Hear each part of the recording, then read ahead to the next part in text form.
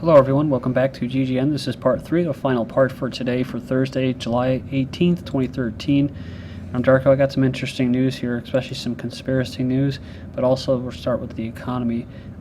Economists caution, prepare for massive wealth destruction. So it says here that that's exactly what many well-respected economists, billionaires, and noted authors are telling you to do. So according to them, we're on the verge of another recession, and this will be far worse than experienced during the last financial crisis. It says, I think we're somewhere down the line where we will have a massive wealth destruction. I would say that well-to-do people may lose up to 50% of their total wealth. He was asked what sort of odds he put on a global recession happening. He says here that his predictions were quickly answered 100%. Back to the 90s, number of out of work for more than a year hits highest level since 1996. Almost 1 million people have not had a job for at least 12 months, and it says here it's a 17-year high. Total jobless numbers falls by 57,000 to 2.51 million, lowest since the autumn. Unions demand help for those facing misery of long-term unemployment. But David Cameron says there's encouraging signs of job growth. Okay. 74% of small businesses will fire workers and cut hours under Obamacare. This is despite the Obama regime's decision to delay forcing the companies to join Obamacare for a year. Small businesses expect the requirement to negatively impact their employees. So 27% say they will cut hours to reduce full-time employees, 24% will reduce hiring, and 23% plan to replace full-time employees with part-time workers to avoid triggering the mandate. Again, like I said, this will actually create a decrease in the unemployment level because they'll hire more people to fill part-time. And those people that are already there, they have full-time, will go to part-time. So you see, it's really, they call it Obamacare. It's really the unemployment care bill. Low-wage part-time jobs dominate tepid rise in U.S. payrolls. This is from May 4th. So continuing economic stagnation just basically in America. So the vast bulk of these new jobs being created are low-wage service industries or temporary or part-time positions, underscoring that the new normal offered by American and world capitalism is near poverty conditions for most of those workers able to find employment. Then you have McDonald's advice to its workers: get second job, and heating is a luxury and sample budget. So their new budgeting tool for employees, the advice of practical money skills for life. But it goes on here, it says it's the site, a partnership with Visa, supposed to help these low-wage workers learn how to manage their money. Think Progress reports that basically these people that have basically trying to get by on $8.25 an hour. But it says here, the Budget Journal suggests workers have a second job, and even then budget's only $20 per month for health insurance. The average cost for an independent individual plan is $215 a month, and the company's own plan for full-time workers is $14 a week, and exactly $0 for heating. The website claims that you can have almost anything you want as long as you plan ahead and save for it. But the truth is, basically every facet of this budget is unachievable. So it goes on here, it says the amounts, no specific budget amounts are given for food or clothing, though after paying bills including $150 car payment, $600 mortgage, $800 worth of monthly spending, money is left over. So apparently the groceries and car maintenance, gasoline, co-pays, actual medical expenses, and any number of other things are not allowed on the budget to come out of that. The path to financial freedom, according to Visa and McDonald's, involves turning off your heat, not buying groceries, not having children, never getting sick, and getting a second job. Japan's internet cafes, home for the underemployed. Over the last 10 years, internet cafes in Japan have become hotels for underemployed. Many are equipped with tiny private booths, showers, and laundry service, and offer reasonably priced packages for overnight users. Monthly rate of one cafe is about $19 a day. 2007, according to Japan's Ministry of Health, 60,000, almost 61,000 people spent a night at the internet cafe, and about 5,400 were living in them full-time. I've been to Japan before, and those places are kind of like cozy little nooks, and they usually are sitting there and they have a nice view of the street. But it says here, Wendy's new logo secret. So many of you have probably seen this article already about the hidden message, right? Yahoo and the mainstream media is going to tell you what's hidden in the message, right? It took me about a minute to pick out at least 1, 2, 3, 4, 5, about 5 things. What was hard to see was that bloggers this week have been calling a hidden message the word mom Ooh, Mom, appearing in the Wendy's ruffle collar. Most people have a sentimental attachment to at least a few of the dishes their moms used to make, noted a local or a blogger. It should not be a surprise to see fast food restaurant Wendy's associating their refreshed brand with Mom's cooking. So it says here, but Mom was apparently not a sneaky plot. Wendy's spokesperson told Business Insider on Monday, "We were aware of this and find it interesting that it appears on our windows. Wendy's cameo has Mom on her rough collar. We can assure you it was unintentional." I just don't buy that, this unintentional stuff. You know what I mean? As far as what I found so far, Hebrew numerals.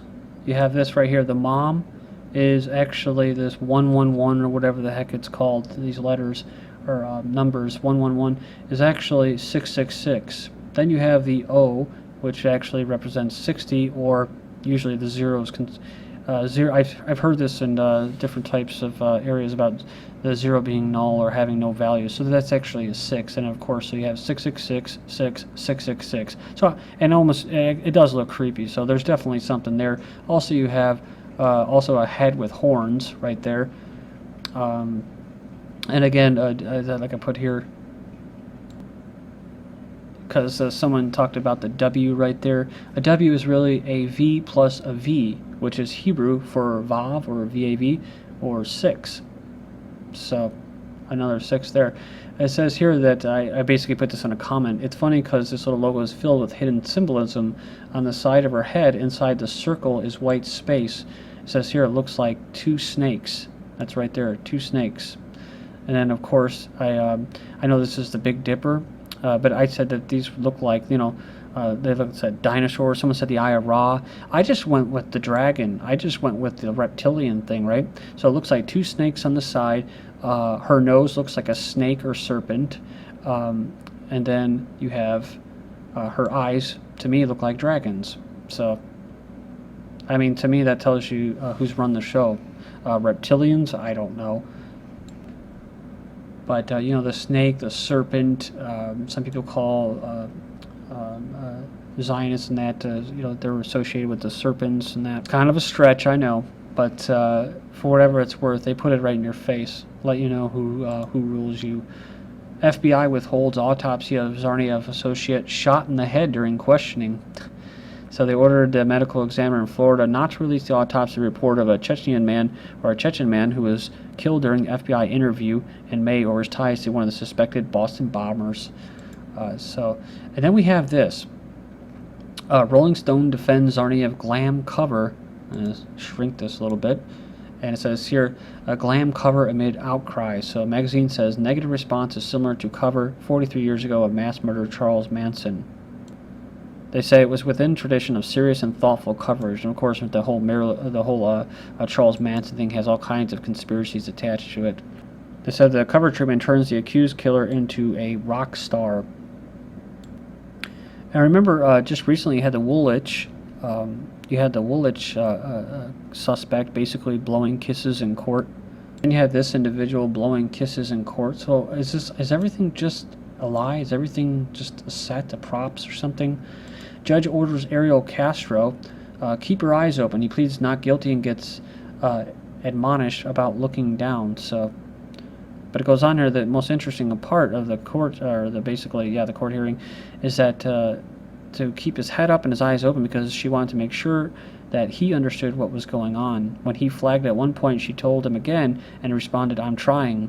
So he's heavily medicated.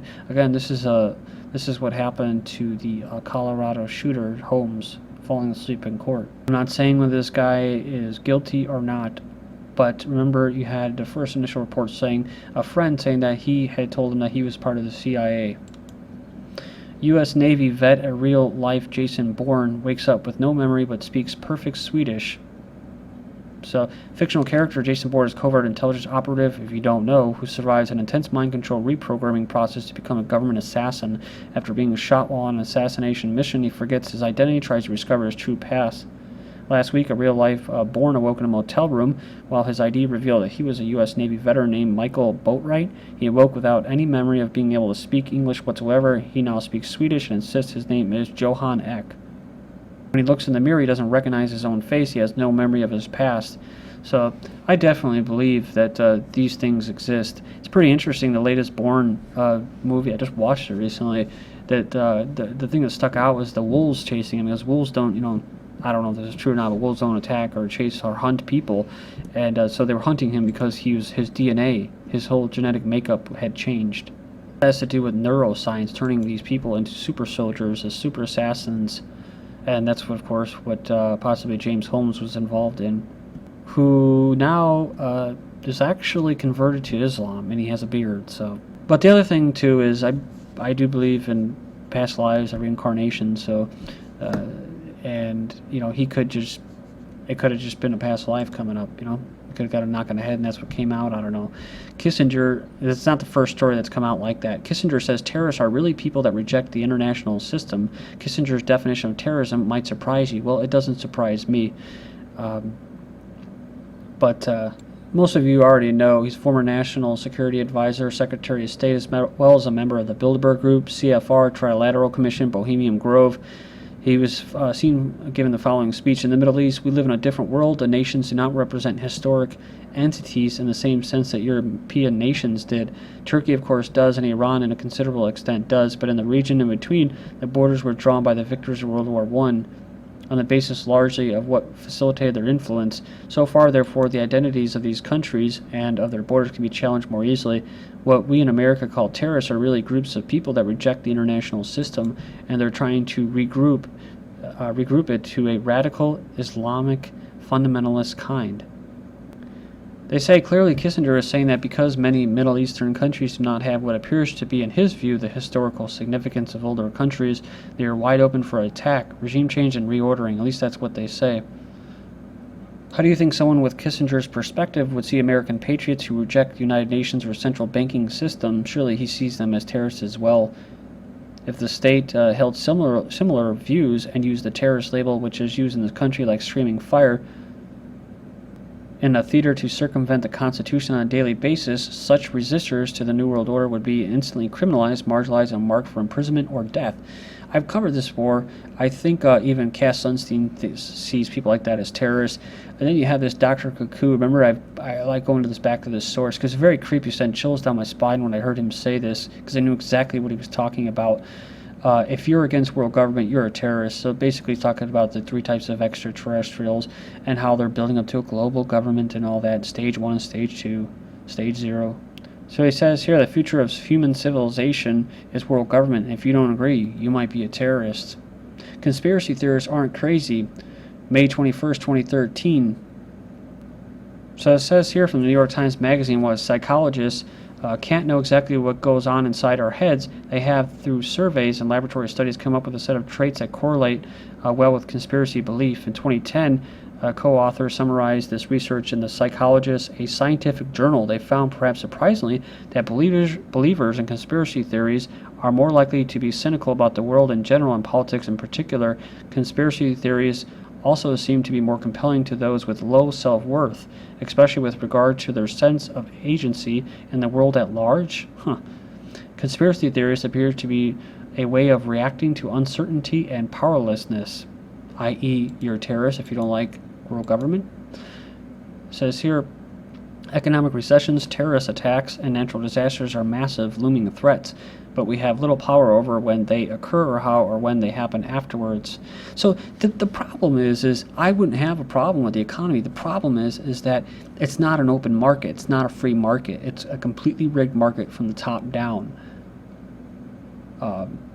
Terrorist attacks. Well, we know that most of the terrorist attacks are done by government agencies themselves.